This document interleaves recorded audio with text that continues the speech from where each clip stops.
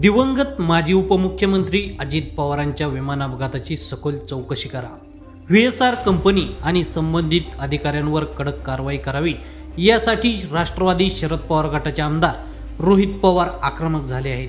बुधवारी त्यांनी marine drive police ठाण्यात पत्र देऊन कडक कारवाई करण्याची मागणी केली.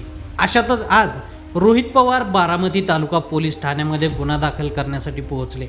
यावेळी अजित पवारांच्या अपघाताची सखोल चौकशी व्हावी अशी मागणी केली आहे. या प्रसंगी अजित पवारांचे भाऊ राजेंद्र पवार, युगेंद्र पवार, रोहित पवार यांच्यासह अनेक कार्यकर्ते आणि नागरिक बारामती पोलीस स्टेशन समोर एकवटले आहेत. मोठ्या प्रमाणावर घोषणाबाजी देण्यात येत आहे. यावेळी पोलीस स्टेशन समोर नेमकं काय घडलं पहा.